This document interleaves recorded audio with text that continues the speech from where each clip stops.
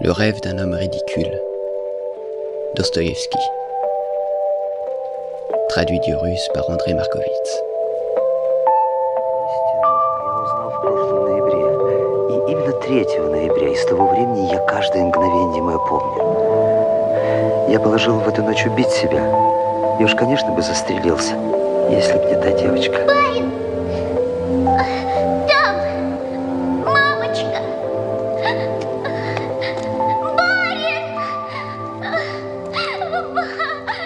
Барин! Je suis un homme ridicule.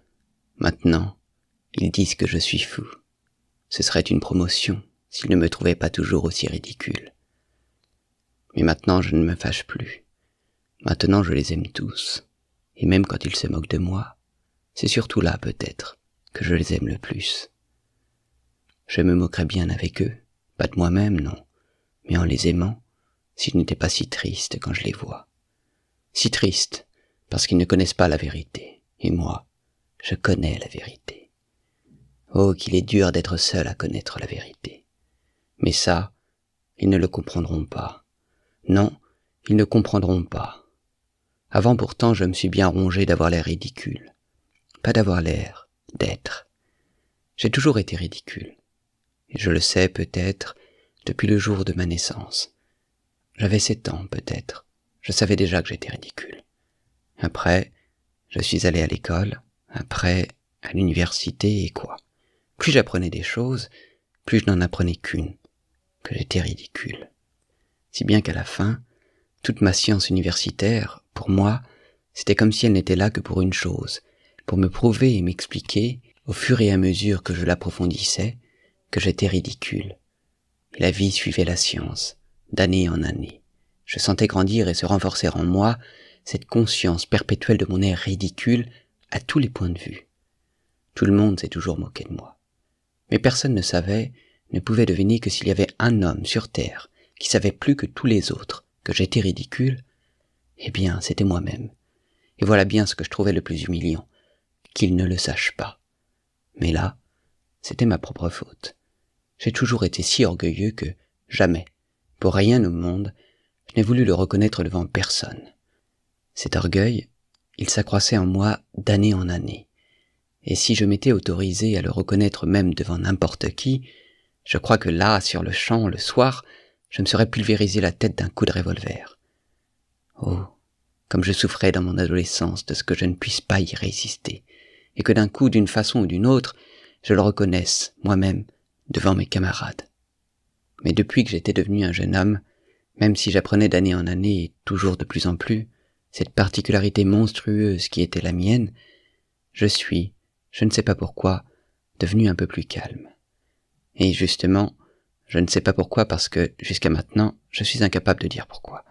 Peut-être parce qu'une circonstance faisait croître une angoisse terrible dans mon âme, une circonstance infiniment plus forte que tout mon être, je veux dire cette conviction constante qui m'avait pénétré que tout au monde, partout, était égal.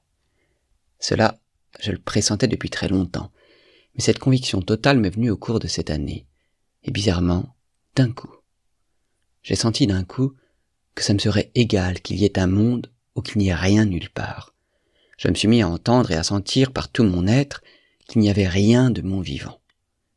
Au début, j'avais toujours l'impression que, par contre, il y avait eu beaucoup de choses dans le passé, mais après, j'ai compris que dans le passé non plus il n'y avait rien eu, que c'était juste, je ne sais pourquoi, une impression.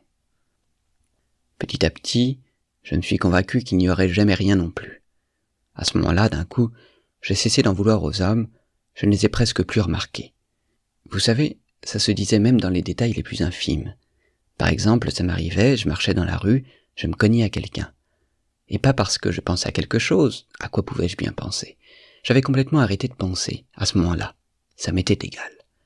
Si encore j'avais résolu les questions. Oh, je n'en avais résolu aucune, et Dieu sait qu'il y en avait. Mais tout m'était devenu égal, et les questions s'étaient toutes éloignées. Et donc, mais après ça, j'ai su la vérité. La vérité, je l'ai su en novembre dernier, et plus précisément, le 3 novembre. Et depuis ce temps-là, je me souviens de chacun de mes instants. C'était un soir lugubre, le plus lugubre qu'il puisse y avoir. À ce moment-là, À 11 heures du soir, je rentrais chez moi et, justement, je me souviens, je me suis dit que, vraiment, il ne pouvait pas y avoir de moment plus lugubre. Même d'un point de vue physique, il avait plu toute la journée. Et c'était une pluie froide, et la plus lugubre, une pluie même qui était comme féroce. Je me souviens de ça, pleine d'une hostilité flagrante envers les gens. Et là, d'un coup, vers 11 heures du soir, la pluie s'est arrêtée et une humidité terrible a commencé. C'était encore plus humide et plus froid que pendant la pluie. Une espèce de vapeur remontait de tout ça, de chaque pierre dans la rue et de chaque ruelle, si l'on plongeait ses yeux dedans, au plus profond, le plus loin possible depuis la rue.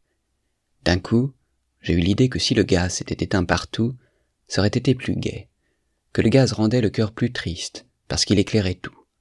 Ce jour-là, je n'avais presque rien mangé, et j'avais passé tout le début de la soirée chez un ingénieur, où il y avait encore 2 autres amis. Moi, je me taisais toujours et je crois que je les ennuyais. Ils parlaient de quelque chose de révoltant, et même d'un coup, ils se sont échauffés. Mais ça leur était égal, je le voyais, et ils s'échauffaient juste comme ça. C'est bien ce que je leur ai dit d'un coup. Messieurs, je leur ai dit, mais ça vous est égal. Ils ne se sont pas sentis vexés, ils se sont tous moqués de moi.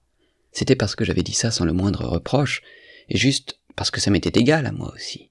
Eux, ils avaient vu que ça m'était égal, ça les avait tous mis en joie. Quand j'ai eu cette idée sur le gaz, dans la rue, j'ai regardé le ciel. Le ciel était terriblement obscur, mais on pouvait nettement distinguer les nuages avec, entre eux, des taches noires insondables. Tout à coup, dans une de ces taches noires, j'ai remarqué une toute petite étoile, et je me suis mis à la regarder fixement. C'était parce que cette toute petite étoile m'avait donné une idée. J'ai décidé de me tuer cette nuit-là. Cette décision, je l'avais prise fermement depuis déjà 2 mois, et tout pauvre que j'étais, j'avais acheté un très beau revolver et le jour même, je l'avais chargé. Mais 2 mois s'étaient déjà passés, et il était toujours resté dans son tiroir. Mais tout m'était tellement égal que j'avais fini par vouloir tomber sur une minute où ça me serait moins égal. Pourquoi ça? Je n'en sais rien. Et donc de cette façon, tous les soirs, en rentrant chez moi, je me disais que j'allais me brûler la cervelle. Je guettais la minute.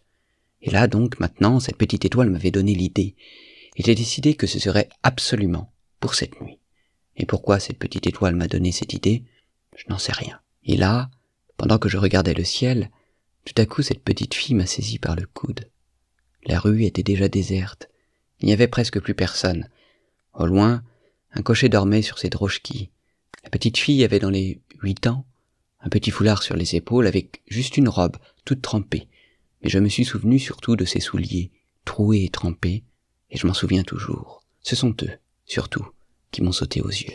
Elle, tout à coup, elle s'est mise à me tirer par le coude et à m'appeler.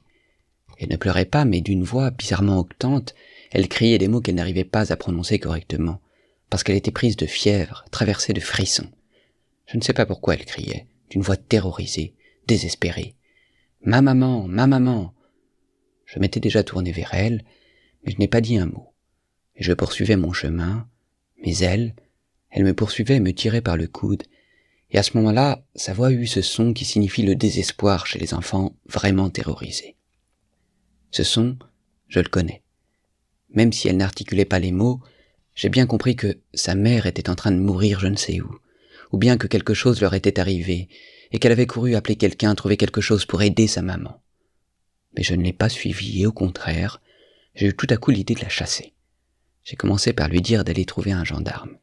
Mais d'un seul coup, elle a joint ses petites mains comme pour me supplier, et en sanglotant, en haletant, elle courait toujours à côté de moi et ne me lâchait pas. C'est là que j'ai tapé du pied et que j'ai crié. Elle s'est juste exclamée « Monsieur, monsieur !» Mais d'un seul coup, elle m'a abandonné et elle a traversé la rue à toute vitesse. Là aussi, un passant venait d'apparaître, et visiblement, elle m'abandonnait pour se jeter vers lui. J'ai grimpé jusqu'à mon 4e étage. Je vis en location, nous avons des meublés. Ma chambre, elle est pauvre et petite, avec une fenêtre de grenier en demi-cintre. J'ai un divan couvert de toile cirée, un bureau sur lequel il y a des livres, 2 chaises et un fauteuil profond d'une vieillesse insigne, mais un fauteuil Voltaire. Je me suis assis, j'ai allumé la bougie et j'ai pensé. À côté, dans l'autre chambre, derrière la cloison, la débauche continuait. Cela faisait 2 jours qu'il n'arrêtait pas. La pièce était occupée par un capitaine à la retraite, et il avait des invités, 5 ou 6 bons à rien. Il buvait de la vodka et il jouait au stos avec des cartes usées. La nuit d'avant, il y avait eu une bagarre, et je sais que 2 d'entre eux s'étaient longuement traînés par la tignasse. La logeuse voulait se plaindre, mais elle a eu une peur bleue du capitaine. Comme autre locataire dans nos meublés, il n'y a qu'une petite dame malingre et frêle, une femme de soldat, une provinciale, avec 3 petits-enfants, et qui sont tous tombés malades dans nos meublés. Ces enfants et elle, ils ont peur du capitaine à s'en évanouir. Ils passent la nuit à trembler et se signer, et même, le plus petit, de peur, a fait une espèce de crise. Ce capitaine, je le sais de source sûre, il lui arrive d'arrêter les passants sur le Nevski et de demander l'aumône. On ne veut de lui à aucun poste, mais chose étrange, c'est bien pour cela que je le raconte, ce capitaine, depuis 1 mois qu'il vit chez nous, il ne m'a jamais énervé le moins du monde. Évidemment, et dès le début, j'ai évité de le fréquenter, et puis il s'est vite ennuyé avec moi, mais il avait beau crier tant qu'il voulait derrière la cloison, et s'entasser autant qu'il voulait, moi, ça m'était toujours égal. Je reste toute la nuit dans mon fauteuil, et réellement, je ne les entends pas, tellement je les oublie. Parce que toutes les nuits, je ne dors pas, et jusqu'à l'aube, et voilà déjà 1 an que ça dure. Je passe toutes mes nuits devant mon bureau, dans mon fauteuil, et je ne fais rien. Les livres, je ne les lis que dans la journée. Je reste là et, même, je ne pense pas. C'est juste comme ça, quelques pensées errantes, et je les laisse errer. La bougie fond jusqu'au bout pendant la nuit. Je me suis assis à mon bureau sans faire de bruit. J'ai sorti le revolver, et je l'ai posé devant moi. Quand je l'ai sorti, je me souviens, je me suis demandé « Oui ?» et je me suis répondu d'une manière absolument affirmative « Oui ». C'est-à-dire que j'allais me tuer. Je savais que cette nuit-là, j'allais me tuer à coup sûr. Mais combien de temps j'allais encore rester devant mon bureau jusqu'à ce moment-là, cela, je n'en savais rien. Et bien sûr, je me serais tué sans cette petite fille.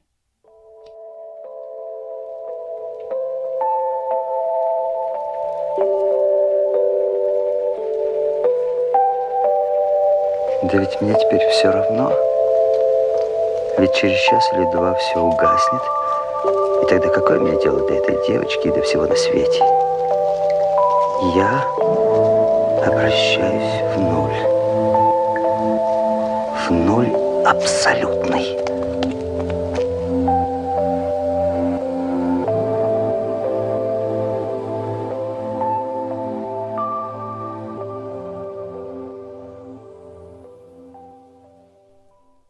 Vous comprenez, bien sûr, que ça m'était égal, mais la douleur, par exemple, je la ressentais. Quelqu'un m'aurait frappé et j'aurais senti de la douleur. C'était exactement pareil d'un point de vue moral. S'il était arrivé quelque chose qui fasse vraiment pitié, j'aurais ressenti de la pitié, exactement comme à l'époque, quand tout ne m'était pas encore égal dans la vie. J'avais bien ressenti de la pitié sur le moment. L'enfant, malgré tout, je l'aurais sûrement aidé. Alors pourquoi n'ai-je pas aidé la petite fille? Eh bien, à cause d'une idée qui m'était venue. Quand elle me tirait et qu'elle m'appelait, tout à coup, une question avait surgi devant moi, une question que je ne pouvais pas résoudre. La question était oiseuse, mais je me suis fâché. Si je me suis fâché, c'est suite à cette conclusion que, si j'avais pris ma décision de me suicider cette nuit, alors tout devait m'être égal dans le monde, à ce moment-là plus encore que jamais. Pourquoi donc avais-je tout à coup senti que ça ne m'était pas égal, et que j'avais pitié de la petite fille? Je me souviens, j'ai eu pitié très fort. C'était même une espèce de douleur étrange, et même invraisemblable dans ma situation. Non, je suis incapable de mieux traduire cette sensation fugitive qui m'était venue à ce moment-là. Mais cette sensation s'est encore prolongée chez moi, quand je m'étais déjà assis devant le bureau, et j'étais très agacé, comme jamais depuis longtemps. Les réflexions suivaient les réflexions. Il m'apparaissait clairement que, si je suis un homme, et pas encore du rien, et tant que je ne suis pas devenu du rien, je vis, et donc, je suis capable de souffrir, d'éprouver de la colère ou de la honte pour mes actes. Bon, mais pourtant, si je me tue, par exemple dans 2 heures, alors qu'est-ce qu'elle me fait, la petite fille, et quelle importance dans ce cas-là, la honte, et tout ce que vous voulez au monde? Je deviens du rien total. Et est-ce que réellement la conscience du fait que dans un instant, je cesserais complètement d'exister, et donc que rien n'existerait, ne pouvait pas avoir la moindre influence sur cette sensation de pitié pour la petite fille, et cette sensation de honte après l'infamie que j'avais commise? parce que c'est bien pour cela que j'avais tapé des pieds et que j'avais crié d'une voix hystérique sur cette malheureuse enfant, parce que, n'est-ce pas, non seulement tiens, je ne ressens aucune pitié, mais même si je commets une infamie inhumaine maintenant, j'ai le droit parce que d'ici 2 heures tout sera éteint. Vous me croyez que c'est pour cela que j'ai crié? Pour moi maintenant, c'est presque une certitude. Je me représentais clairement que maintenant, la vie et le monde étaient comme dépendants de moi. On peut même le dire de cette façon que, maintenant, le monde, c'est comme s'il n'était fait que pour moi seul. Je me tue, et le monde n'existe plus, du moins pour moi. Sans parler déjà de ce fait que, peut-être, c'est vrai qu'il n'y aura rien pour personne après moi. Et le monde entier, à peine ma conscience sera éteinte, s'éteindra tout de suite comme un spectre, un attribut de ma seule conscience, et cessera d'être parce que peut-être, ce monde, dans son ensemble, et tous ces hommes au fond, ils sont juste moi seul. Je me souviens qu'en réfléchissant dans mon fauteuil, je retournais toutes ces nouvelles questions qui se pressaient les unes après les autres dans une direction même complètement différente, et j'inventais des choses vraiment inattendues. Par exemple, cette réflexion étrange m'est venue tout à coup que si j'avais vécu auparavant sur la Lune ou sur Mars, et que j'y ai commis l'acte mais le plus honteux et le plus déshonorant qui puisse seulement s'imaginer, et si, là-bas, pour cet acte, on m'avait avili et déshonoré comme on ne peut le ressentir et se l'imaginer qu'en rêve, dans un cauchemar, et si me retrouvant après sur Terre, j'avais conservé la conscience de mon acte sur telle autre planète, et que de plus, j'ai su que jamais plus et pour rien au monde je n'y retournerais, eh bien en regardant la Lune depuis la Terre, est-ce que oui ou non, ça me serait encore égal? Aurais-je ressenti oui ou non de la honte pour mon acte? Ces questions étaient oiseuses et inutiles, parce que le revolver était déjà posé devant moi, et que je savais par tout mon être que ça, ce serait à coup sûr. Mais elles m'échauffaient, et je m'agitais. C'était comme si je ne pouvais pas mourir maintenant, avant d'avoir résolu quelque chose. Bref, cette petite fille m'a sauvé la vie, parce que toutes ces questions ont éloigné le coup de feu. Pendant ce temps, chez le capitaine aussi, tout avait commencé à se calmer. Ils en avaient fini avec leurs cartes, et ils s'installaient pour dormir, et en attendant, ils se contentaient de grogner et finissaient sans conviction de s'injurier. Et c'est là tout d'un coup que je me suis endormi, ce qui ne m'était jamais arrivé auparavant, dans mon fauteuil, devant mon bureau. Je n'ai pas du tout remarqué à quel moment je me suis endormi. Les rêves, on le sait, ce sont des phénomènes extrêmement étranges. Telle chose apparaît avec une précision terrifiante, une finesse de joaillier dans le rendu d'un détail, alors qu'on saute par-dessus telles autres, comme sans les remarquer du tout, par exemple, par-dessus l'espace et le temps. Les rêves, semble-t-il, sont mus non par la raison, mais le désir, non par la tête, mais par le cœur. Et néanmoins, parfois, ma raison pouvait me jouer en rêve de ces tours tellement rusés, et néanmoins il lui arrive en rêve des choses tout à fait incompréhensibles. Mon frère, par exemple, est mort il y a 5 ans. Parfois je le vois en rêve. Il prend une part active à mes affaires, nous sommes tous les deux très passionnés et néanmoins, moi-même, pendant toute la durée du rêve, je me rappelle parfaitement que mon frère est mort et enterré. Comment donc puis-je ne pas m'étonner de ce que, tout mort qu'il peut être, il soit quand même à mes côtés et s'agite avec moi?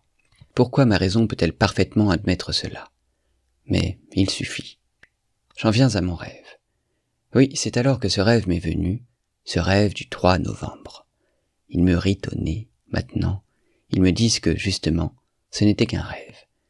Mais n'est-ce pas égal, que ce soit ou non un rêve, si ce rêve m'est venu annoncer la vérité? Car si une seule fois, vous avez su la vérité, et si vous l'avez vue, vous savez bien quelle est la vérité, et qu'il n'y en a pas d'autre, et qu'il ne peut pas y en avoir d'autre, que vous dormiez ou que vous viviez. Eh bien, soit, c'est un rêve, soit. Mais cette vie que vous placez si haut, j'avais voulu l'éteindre par le suicide, alors que mon rêve, oh, mon rêve, il m'a annoncé une vie nouvelle, grandiose, puissante, renouvelée. Écoutez.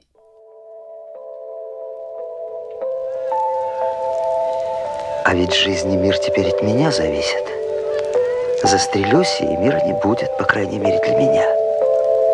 Я еще подумал тогда, что если б я жил прежде на Луне или на Марсе и сделал бы там какой-нибудь бесчестный поступок, было бы мне отсюда все равно или нет? Вот тут я и заснул.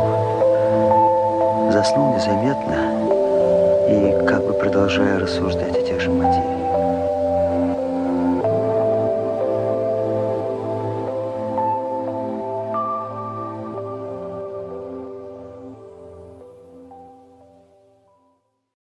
J'ai dit que je m'étais endormi sans m'en rendre compte, et même comme en continuant à réfléchir sur les sujets qui m'occupaient.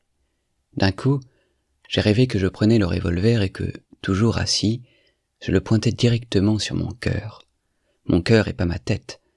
Moi, avant, j'avais décidé d'une façon définitive de me tirer une balle dans la tête, et plus précisément dans la tempe droite.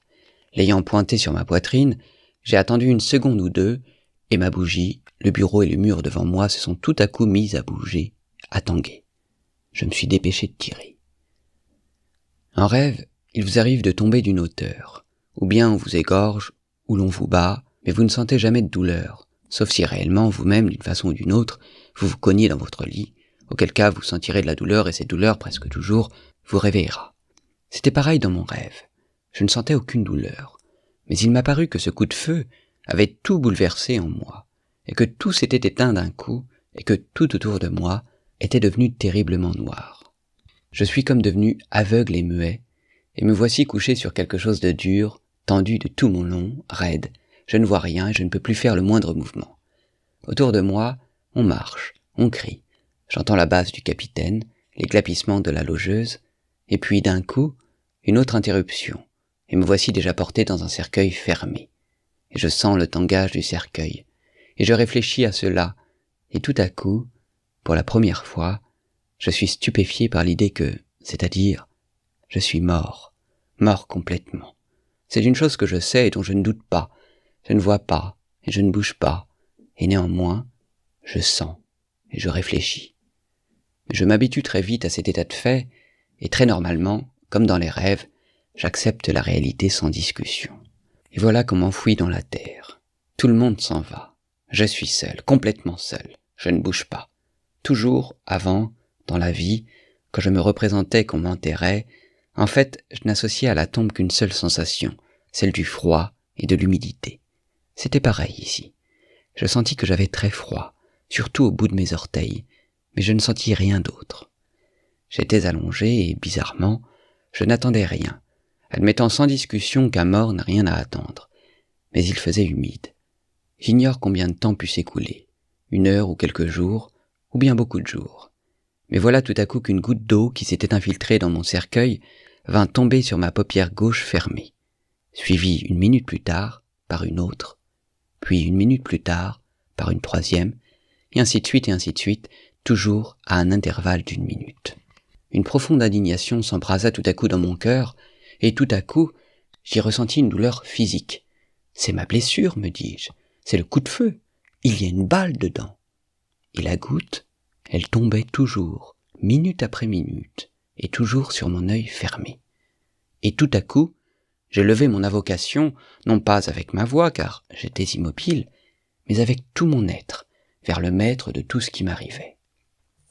Qui que tu sois, mais si tu es, s'il y a quelque chose de plus raisonnable que ce qui arrive en ce moment, permets aussi que cela soit ici.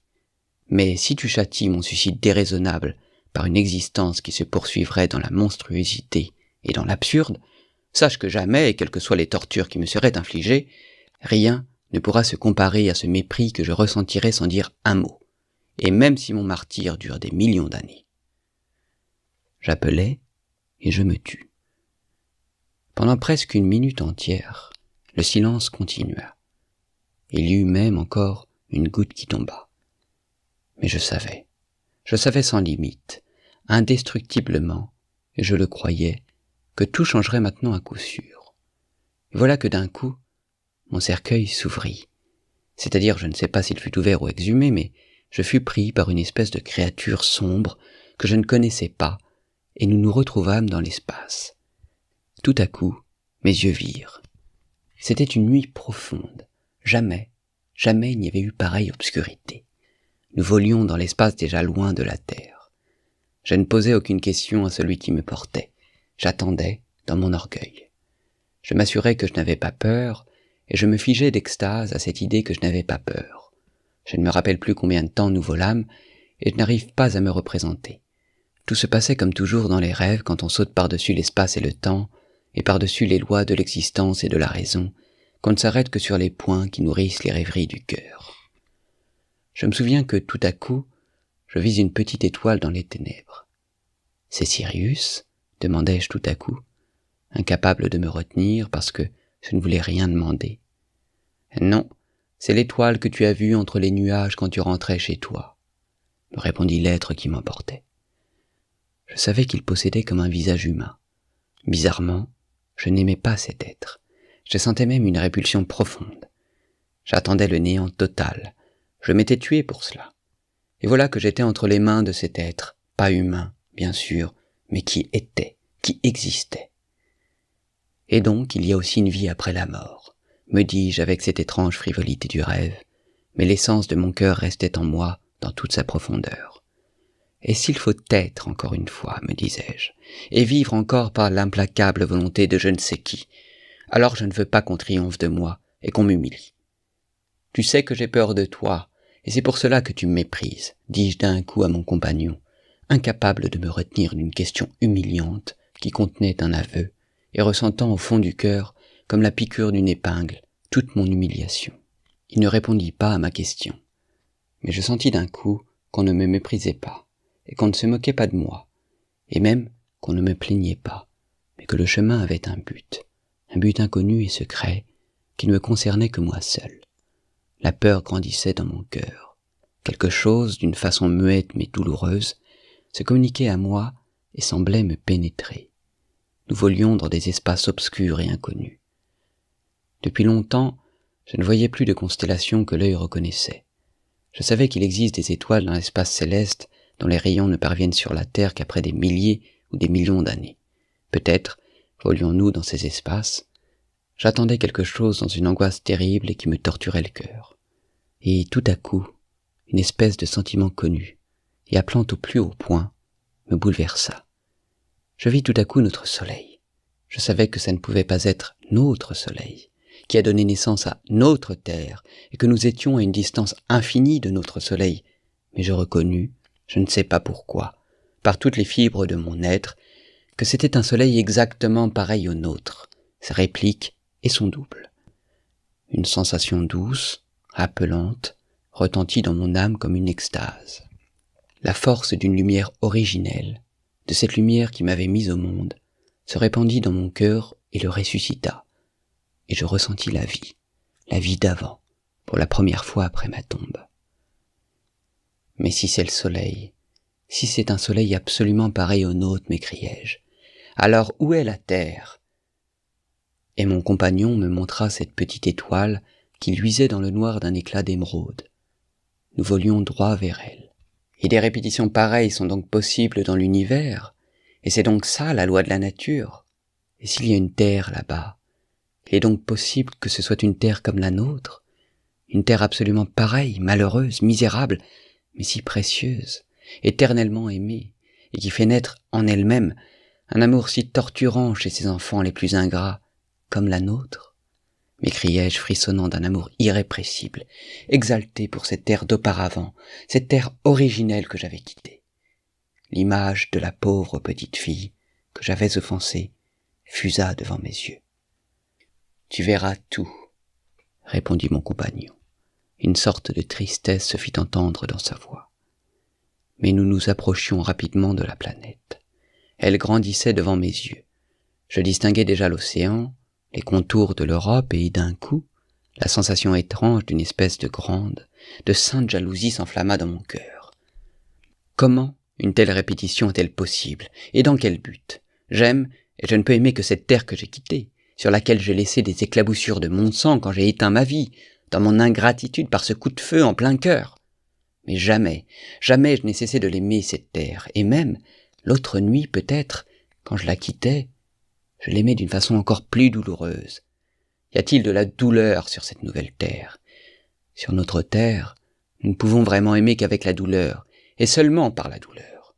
Sinon, nous ne savons pas aimer. Nous ne connaissons pas d'autre amour. Moi, pour aimer, je veux de la douleur. Je veux, j'ai soif, là, maintenant, en m'inondant de larmes, de n'embrasser que cette terre que j'ai quittée. Et je ne veux pas de la vie. Je ne l'accepte sur aucune autre. Mais mon compagnon m'avait déjà quitté. D'un coup, et comme sans le remarquer le moins du monde, je me vis sur cette autre terre, dans la lumière éclatante d'une journée ensoleillée, plus belle que le paradis. Je me tenais, je crois, sur l'une de ces îles qui forment sur notre terre l'archipel grec, ou quelque part au bord du continent qui longe cet archipel. Oh, tout était exactement comme chez nous, mais semblait-il, tout irradiait une espèce de fête, une gloire grandiose, sacrée, enfin atteinte. Une mer d'émeraude caressante clapotait doucement sur la rive et l'embrassait avec amour, un amour évident, visible, presque conscient. De grands arbres splendides se dressaient dans toute la splendeur de leur frondaison, et leurs feuilles innombrables, j'en suis persuadé, me saluaient de leur bruit doux et caressant, et semblaient prononcer je ne sais quelle parole d'amour. Les prairies flamboyaient de fleurs éclatantes et parfumées. Des oiseaux, par volées, venaient traverser l'air, et sans me craindre, ils se posaient sur mes épaules et sur mes mains, et me frappaient joyeusement de leurs jolies petites ailes frissonnantes. Et finalement, je vis, et je connus les hommes de cette terre heureuse. Ils vinrent vers moi d'eux-mêmes, ils m'entourèrent, ils m'embrassaient. Les enfants du soleil, enfants de leur soleil, qu'ils étaient beaux. Jamais je n'avais vu sur notre terre une pareille beauté dans l'être humain. Seuls, peut-être, nos enfants, les toutes premières années de leur vie, peuvent porter un reflet même éloigné, même faible, d'une beauté pareille. Les yeux de ces hommes heureux luisaient d'un éclat lumineux. Leur visage irradiait la raison, et une espèce de conscience totale jusqu'à la sérénité. Mais ces visages étaient joyeux. Une gaieté enfantine sonnait dans les voix et les paroles de ces gens. Oh, tout de suite, dès que je vis leur visage, je compris tout. Oui, tout. C'était une terre pas encore souillée par le péché originel. N'y vivaient que des hommes qui n'avaient pas encore péché. Ils vivaient dans un paradis semblable à celui dans lequel avaient vécu, d'après toutes les légendes de l'humanité, nos ancêtres pécheurs, avec cette seule différence qu'ici, la terre était partout un seul et même paradis. Ces hommes qui riaient joyeusement se pressaient autour de moi et me caressaient. Ils m'emmenèrent chez eux, et chacun d'eux avait envie de m'apaiser. Oh, ils ne me posaient aucune question, mais c'était comme s'ils savaient déjà tout, du moins en avais-je l'impression, et ils voulaient chasser le plus vite possible toute trace de souffrance sur mon visage.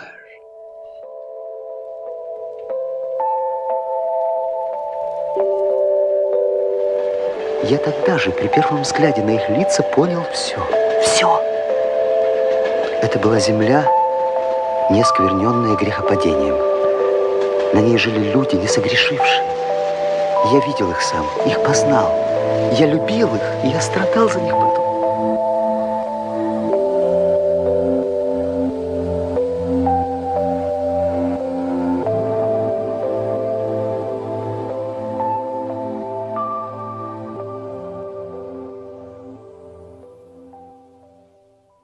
Vous comprenez, encore une fois, et même si ce n'était qu'un rêve, mais la sensation d'amour de ces hommes innocents et beaux reste en moi à jamais, et je sens que leur amour s'épanche en moi, et aujourd'hui encore, de là-bas. Je les ai vus moi-même, je les ai connus, et j'ai acquis la conviction, je les ai aimés, j'ai souffert pour eux, par la suite.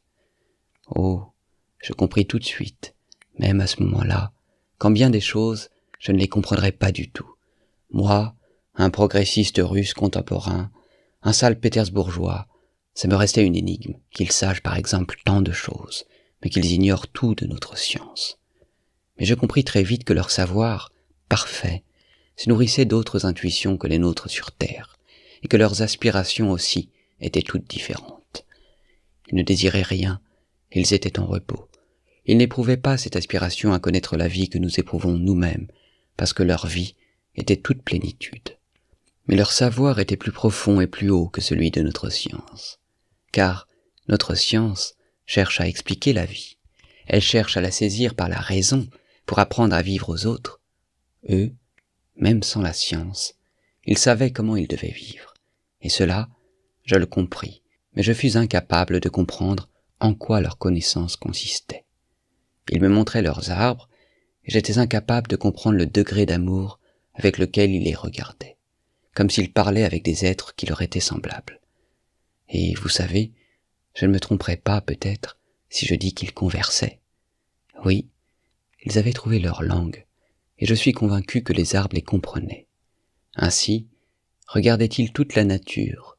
Les animaux qui vivaient avec eux dans la concorde ne les attaquaient pas et les aimaient, vaincus par leur amour. Ils me montraient les étoiles, et ils me parlaient d'elles à propos de quelque chose que je n'arrivais pas à comprendre. Mais je suis convaincu que, d'une façon ou d'une autre, ils communiquaient avec les étoiles du ciel, et pas seulement par la pensée, non, par je ne sais quel moyen vivant. Oh, ces gens, ils ne s'acharnaient pas à ce que je les comprenne, ils m'aimaient même sans cela, et pourtant je savais que non plus, ils ne me comprendraient jamais, et c'est pourquoi je ne leur parlais presque pas de notre terre. Je me contentais d'embrasser devant eux la terre sur laquelle ils vivaient, et sans parole, je les adorais tous, et eux, ils voyaient cela et me laissaient les adorer, sans avoir honte de mon adoration, parce qu'ils étaient eux-mêmes pleins d'amour. Ils ne souffraient pas pour moi quand, en larmes, parfois, je leur baisais les pieds, sachant joyeusement, au fond du cœur, avec quelle force d'amour ils allaient me répondre. Parfois, je me demandais, stupéfait, comment arrive-t-il, de tout ce temps, à ne pas offenser quelqu'un comme moi, et à ne jamais éveiller en quelqu'un comme moi de l'envie ou de la jalousie. Je me suis souvent demandé comment j'avais pu moi-même, vantard, menteur comme je le suis, ne jamais leur parler de mes connaissances, des connaissances dont bien sûr ils n'avaient pas idée, ne pas vouloir les étonner, ne serait-ce même que par amour pour eux. Ils étaient vifs et joyeux comme des enfants. Ils vagabondaient dans leurs bois, dans leurs belles forêts, chantaient leurs belles chansons, se nourrissaient de nourriture légère, des fruits de leurs arbres, du miel de leurs forêts et du lait de leurs animaux qui les aimaient. Pour leurs vêtements et pour leur nourriture, ils ne travaillaient qu'un peu, et sans fatigue. Ils avaient de l'amour, et des enfants naissaient. Mais jamais je n'ai remarqué chez eux d'élan de cette sensualité cruelle qui touche presque tout le monde sur notre terre, tout le monde et chacun, et fait la seule source de presque tous les péchés de notre humanité. Ils fêtaient les enfants qui paraissaient chez eux comme de nouveaux acteurs de leur béatitude. Il n'y avait entre eux jamais de dispute, jamais de jalousie. Ils ne savaient même pas ce que cela veut dire. Leurs enfants étaient les enfants de tous, car ils composaient tous une seule famille. Ils n'avaient presque pas du tout de maladie, même s'il y avait une mort. Mais leur vieillard mourait paisiblement, comme s'ils s'endormaient, entourés de gens qui leur disaient adieu en les bénissant, souriant et accompagnés eux-mêmes par leur sourire lumineux. Je n'ai vu avec cela ni larmes ni douleur. Ce n'était qu'un amour comme multiplié jusqu'à l'extase, mais une extase paisible, pleine, contemplative. On pouvait penser qu'ils gardaient des contacts avec leurs défunts même après la mort, et que la mort n'interrompait nullement leur union terrestre. Ils ne me comprenaient presque pas quand je les interrogeais sur la vie éternelle. Mais sans doute en étaient-ils si convaincus inconsciemment qu'elle ne leur faisait même pas question. Ils n'avaient pas de temple, mais ils avaient une sorte d'union concrète, vivante et ininterrompue avec le tout de l'univers. Ils n'avaient pas de foi, mais ils avaient une ferme connaissance qu'au moment où leur joie terrestre s'emplirait jusqu'aux limites de la nature terrestre, ce serait alors l'heure pour eux, vivants et morts, d'un accroissement encore plus fort de leur contact avec le tout de l'univers. Ils attendaient cet instant avec joie, mais sans hâte, sans qu'il les fît souffrir, comme s'ils le possédaient déjà dans les pressentiments de leur cœur dont ils se faisaient part. Le soir, avant d'aller dormir, ils aimaient composer des chœurs harmonieux et puissants. Dans ces chants, ils traduisaient toutes les sensations que leur avait données le jour qui s'achevait. Ils lui rendaient gloire et lui faisaient leurs adieux. Ils rendaient gloire à la nature, à la terre, à la mer, aux forêts. Ils aimaient composer des chansons les uns sur les autres et se couvraient de louanges comme des enfants. C'étaient les chansons les plus simples, mais elles coulaient du cœur et pénétraient les cœurs.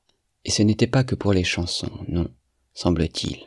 C'est toute leur vie qui ne passait qu'à une chose, à s'admirer les uns les autres. Ils étaient comme amoureux les uns des autres, d'un amour total, général. Certaines de leurs chansons, des chansons solennelles, d'extase, me restaient presque incompréhensibles. Je comprenais les paroles, mais je n'ai jamais pu me pénétrer vraiment de toute leur signification. C'était comme si cela restait inaccessible à ma raison. mais comme si mon cœur, en revanche, s'en pénétrait inconsciemment et de plus en plus fort. Je leur disais souvent que tout cela, je le pressentais depuis longtemps, que toute cette joie et cette gloire, elle se disait à moi encore sur notre terre par une nostalgie comme appelante, qui devenait parfois une douleur insupportable, que je les pressentais, eux tous avec leur gloire, dans les rêves de mon cœur et dans les songes de mon esprit, et que souvent, sur notre terre, je ne pouvais pas regarder sans larmes le soleil couchant. Ma haine pour les hommes de notre terre contenait toujours une douleur. Pourquoi ne pouvais-je les haïr sans les aimer?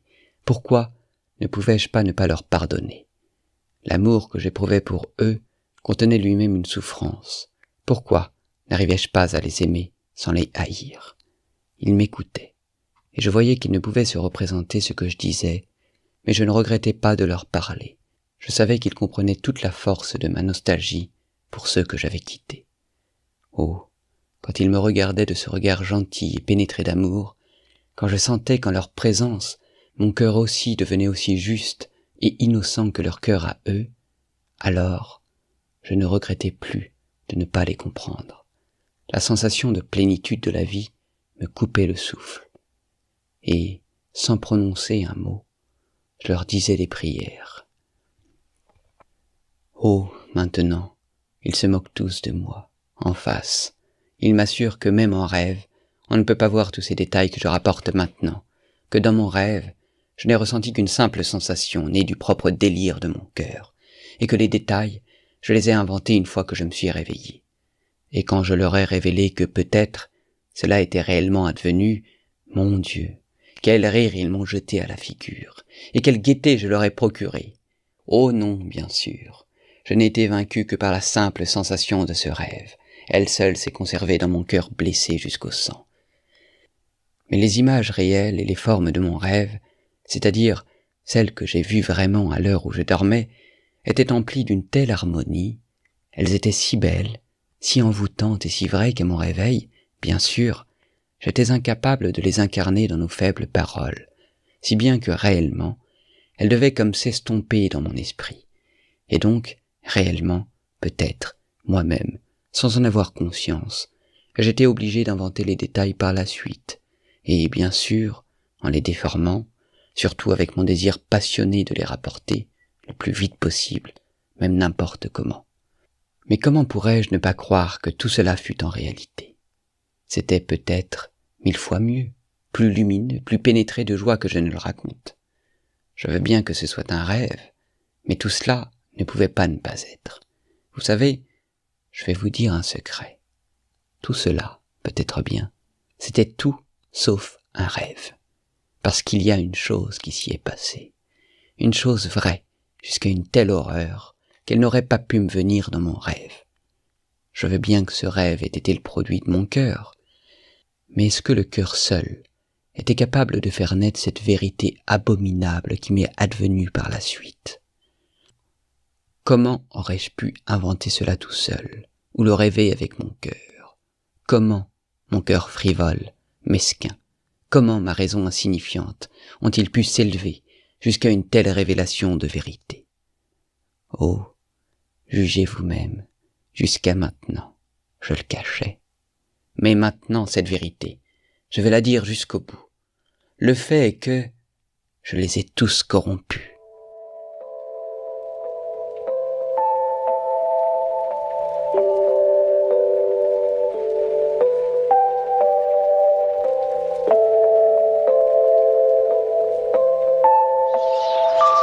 Неужели она такая же земля, как наша? Как же может быть подобное повторение? И для чего?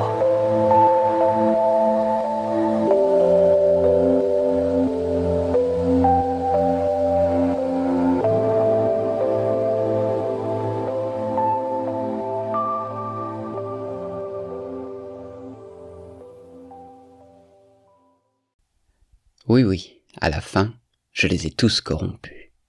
Comment cela a pu se produire, je ne sais pas. Je ne m'en souviens plus très bien. Le rêve traversa des millénaires et ne me laissa que la sensation d'un tout. Je sais seulement que la cause du péché originel, c'était moi. Comme une trichine dégoûtante, comme un atome de peste qui contamine des pays tout entiers. Ainsi, moi-même, j'ai contaminé toute cette terre qui, avant moi, vivait heureuse et sans péché. Ils apprirent à mentir, ils aimèrent le mensonge, ils connurent la beauté du mensonge. Oh, peut-être, cela commença-t-il innocemment, par une plaisanterie, une coquetterie, un jeu entre amoureux, réellement peut-être par un atome, mais cet atome de mensonge s'enfonça dans leur cœur et leur plut. Puis, très vite, naquit la sensualité. La sensualité engendra la jalousie, la cruauté. Oh, je ne sais pas, je ne me souviens plus, mais très vite, le premier sang jaillit. Ils s'étonnèrent, ils furent horrifiés, et commencèrent à se disperser, se désunir. Parurent les alliances, mais cette fois, les uns contre les autres. Commencèrent les querelles, les reproches. Ils connurent la pudeur, et firent de la pudeur une vertu. Naquit la notion d'honneur, et chaque alliance hissa son propre drapeau. Ils torturèrent les animaux s'éloignèrent d'eux dans les forêts, et furent leurs ennemis. Commencèrent les luttes pour les séparations, l'autonomie, l'individualité, pour le mien et le tien. Ils parlèrent des langues différentes. Ils connurent la douleur et aimèrent la douleur. Ils eurent soif de souffrance, et dirent que la vérité ne pouvait être atteinte qu'à travers la souffrance. Alors parut la science. Quand ils devinrent méchants, ils parlèrent de fraternité, d'humanité, et comprirent ces idées. Quand ils devinrent criminels, ils inventèrent la justice, et s'imposèrent toute une série de codes pour la conserver. Et pour se conserver les codes, ils instaurèrent la guillotine. Ils ne se souvenaient qu'à peine de ce qu'ils avaient perdu, et ne voulaient même plus croire qu'un jour, ils avaient été innocents et heureux. Ils riaient même de la possibilité de ce bonheur passé, et ils l'appelaient un songe.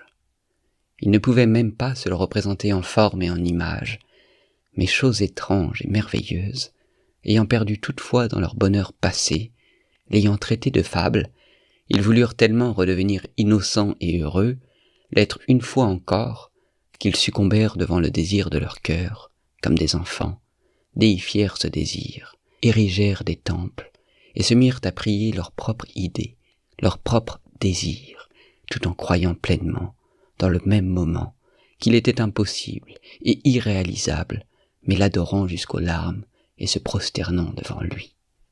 Et cependant, si seulement il leur avait été possible de recouvrer cet état d'innocence et de bonheur qu'ils avaient perdu, et si quelqu'un le leur avait montré d'un coup, une fois encore, et avait demandé s'ils voulaient le recouvrer, ils auraient sans doute refusé. Ils me répondaient « Tant pis si nous sommes faux, méchants, injustes, nous le savons, et nous pleurons, nous nous torturons nous-mêmes pour cela, nous nous martyrisons, et nous punissons plus, peut-être même, que ce juge miséricordieux qui nous jugera et dont nous ignorons le nom. Mais nous avons la science, et c'est par là que nous retrouverons la vérité. Mais cette fois, nous la recevrons en toute conscience. La connaissance est supérieure au sentiment, la connaissance de la vie supérieure à la vie. La science nous donnera la sagesse nous révélera les lois, et la connaissance des lois de la sagesse est supérieure à la sagesse. » Voilà ce qu'il disait. Et après ces paroles, chacun s'aima plus que tous ses semblables. Et que pouvait-il faire d'autre?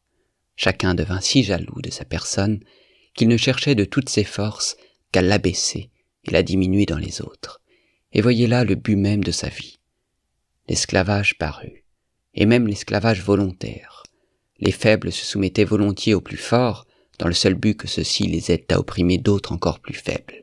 Parurent des justes, qui vinrent chez ces gens, les larmes aux yeux, et leur parlèrent de leur orgueil, de la perte de la mesure et de l'harmonie, de leur oubli de la pudeur. Eux, ils se moquaient d'eux et leur jetaient des pierres. Le sang sacré se répandit sur le parvis des temples. Mais on vit paraître des gens qui commencèrent à imaginer comment retrouver une union qui ferait que chacun, tout en continuant de s'aimer plus que les autres, puisse vivre sans gêner son prochain, et comment vivre ainsi tous ensemble, pour ainsi dire, dans une société de concorde. De vraies guerres se déclenchèrent au nom de cette idée. Tous les belligérants croyaient en même temps que la science, la sagesse et l'instinct de conservation obligeraient finalement les hommes à s'unir dans une société de concorde et de raison, et donc, en attendant, pour accélérer le processus, les sages, s'efforçaient aussi vite que possible d'exterminer ceux qui ne l'étaient pas et qui ne comprenaient pas leur idée, pour qu'ils ne mettent pas d'obstacle à son triomphe. Mais l'instinct de conservation s'affaiblit vite, parurent les orgueilleux et les sensuels qui exigèrent d'office tout ou rien. Pour acquérir le tout, ils recouraient au crime, et quand ils subissaient un échec, au suicide. Parurent des religions vénérant le néant et l'autodestruction au nom d'un apaisement éternel dans le rien. À la fin, ces hommes s'épuisèrent dans un travail absurde, et la souffrance parut sur leurs visages, et ces hommes proclamèrent que la souffrance est la beauté, car seule la souffrance est porteuse de pensée. Ils chantèrent la souffrance dans leurs chants. Je marchais parmi eux, en me tordant les bras, et je pleurais sur eux, mais je les aimais, peut-être, encore plus qu'avant, quand il n'y avait aucune souffrance sur leur visage, et quand ils étaient innocents et si beaux. J'aimais leur terre qu'ils avaient souillée plus encore qu'au moment où elle était un paradis, et seulement parce que le malheur y était apparu. Hélas, j'avais toujours aimé le malheur et la douleur, mais seulement pour moi-même et sur eux, je pleurais, je les plaignais. Je tendais les bras vers eux, je m'accusais, me maudissais, me méprisais au désespoir. Je leur disais que tout cela, c'était moi qui l'avais fait, moi seul. C'est moi qui leur avais apporté la perversion, le poison, le mensonge. Je les suppliais de me clouer sur une croix. Je leur montrais comment faire une croix. Je ne pouvais pas, je n'avais pas la force de me tuer tout seul. Mais je voulais qu'ils m'infligent les supplices. J'avais soif de supplices. J'avais soif de répandre mon sang dans ces supplices jusqu'à la dernière goutte. Mais eux, ils ne faisaient que se moquer de moi. Et ils finirent par me prendre pour un innocent. Ils me justifiaient. Ils disaient qu'ils n'avaient reçu que ce qu'ils désiraient eux-mêmes, et qu'ils ne pouvaient pas ne pas y avoir ce qu'il y avait maintenant. À la fin, ils me dirent que je devenais dangereux, et qu'ils me mettraient dans un asile si je ne me taisais pas. Alors, la douleur pénétra dans mon âme avec une telle force que mon cœur se serra, et je sentis que j'allais mourir. Et là, et c'est là que je me suis réveillé. Неужели не все равно, сон это или нет, если этот сон возвестил мне истину? Неужели же мелкое сердце мое и капризный, ничтожный ум мой могли возвыситься до такого откровения правды? Я видел их сам, их познал и убедился. Я любил их, я страдал за них потом.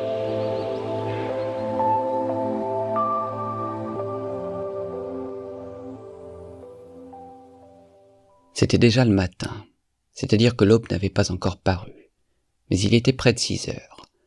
Je me suis réveillé dans le même fauteuil, ma bougie avait fondu entièrement, on dormait chez le capitaine et tout autour, dans notre appartement, il y avait un silence rare. J'ai commencé par bondir, plein d'une surprise extrême. Jamais rien de pareil ne m'était arrivé, même jusqu'aux détails, aux petits riens. Jamais je ne m'étais endormi, par exemple, de cette façon, dans mon fauteuil. Là, d'un seul coup, debout, le temps de reprendre mes esprits, j'ai vu devant moi, dans un éclair, mon revolver, tout prêt, chargé. Mais, en un instant, je l'ai repoussé. Oh, maintenant, la vie, la vie. J'ai levé les bras, j'ai invoqué la vérité éternelle. Je n'ai pas invoqué, j'ai pleuré. L'exaltation. Une exaltation sans limite soulevait tout mon être. Oui, la vie. Et puis, le prêche. Le prêche, j'ai pris cette décision en 1 seconde. Et bien sûr, pour toute la vie. J'irai prêcher. Je veux prêcher. Quoi? La vérité. Car je l'ai vue. Je l'ai vue de mes yeux, vue dans toute sa gloire. Et donc, depuis ce temps, je prêche. Et puis, j'aime tous ceux qui se moquent de moi. Je les aime plus que les autres. Pourquoi, je ne sais pas. Je ne peux pas l'expliquer. Mais, soit. Ils disent que même maintenant, je m'y perds. C'est-à-dire que si je me suis tellement perdu maintenant, qu'est-ce donc qu'il en sera plus tard? Vérité vraie. Je m'y perds, et plus tard, peut-être, ce sera encore pire. Et bien sûr, je m'y perdrai plusieurs fois avant de trouver la façon dont il faut que je prêche, c'est-à-dire les paroles et les actes, parce que c'est une chose très difficile à accomplir. Moi, même aujourd'hui, je vois ça clair comme le jour. Mais écoutez, qui donc ne s'y perd pas? Et néanmoins, tout le monde marche vers une seule et même chose. Du moins chacun essaie d'atteindre une seule et même chose, depuis le sage jusqu'au dernier brigand, seulement par des chemins différents. C'est une vieille vérité. Mais voilà ce qu'il y a de nouveau. C'est impossible que je me perde trop, parce que j'ai vu la vérité, parce que j'ai vu et que je sais que les hommes peuvent être beaux et heureux sans perdre le pouvoir de vivre sur la terre. Je ne veux pas et je ne peux pas croire que le mal soit l'état normal des hommes. Or, s'ils se moquent, c'est seulement de cette croyance-là. Mais comment pourrais-je ne pas croire? J'ai vu la vérité. Je ne l'ai pas inventée dans mon esprit. Je l'ai vue.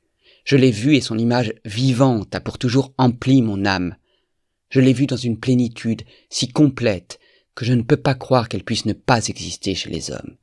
Et donc, comment pourrais-je me perdre?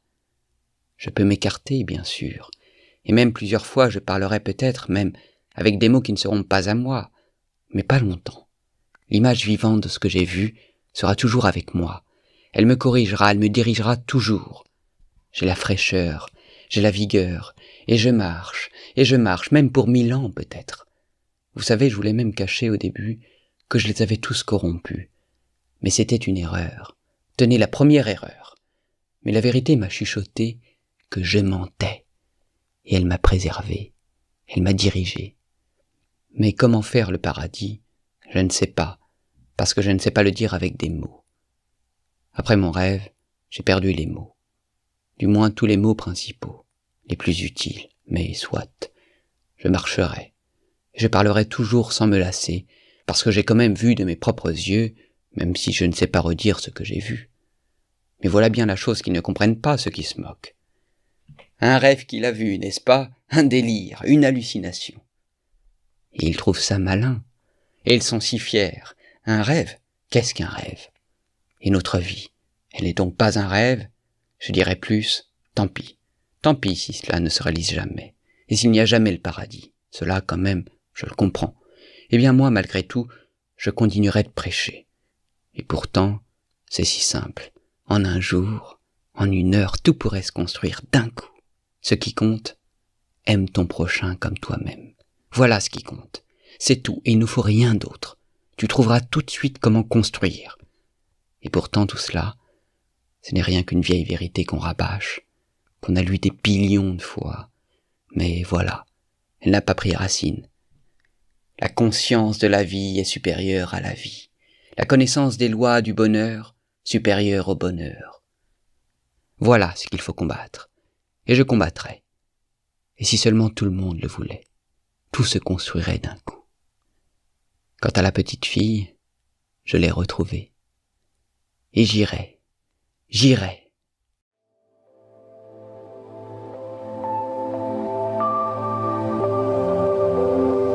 Сон, матенька мой. Et j'irai.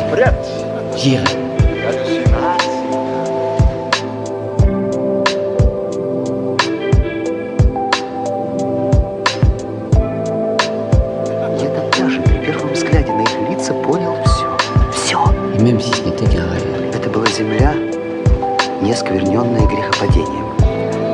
На ней жили люди, не согрешившие. Я видел их сам, их познал. Я любил их, Même si ce n'était qu'un rêve. Et la sensation d'amour de ces hommes innocents et beaux reste en moi à jamais. Je sens que leur amour s'épanche en moi. Et aujourd'hui encore, de là-bas. Je les ai vus moi-même, je les ai connus, et j'ai acquis la conviction, je les ai aimés. J'ai souffert pour eux. Oh, je compris tout de suite, même à ce moment-là, qu'en bien des choses, je ne les comprendrais pas du tout. C'est impossible que je me perde trop, parce que j'ai vu la vérité. Сон, матенька мой. Бред. Галлюцинации. Parce que j'ai vu et que je sais que les hommes peuvent être beaux et heureux, sans perdre le pouvoir de vivre sur la terre. Mais comment pourrais-je ne pas croire? J'ai vu la vérité. Je ne l'ai pas inventée dans mon esprit. Je l'ai vue et son image vivante a pour toujours empli mon âme. Je l'ai vue dans une plénitude si complète que je ne peux pas croire qu'elle puisse ne pas exister.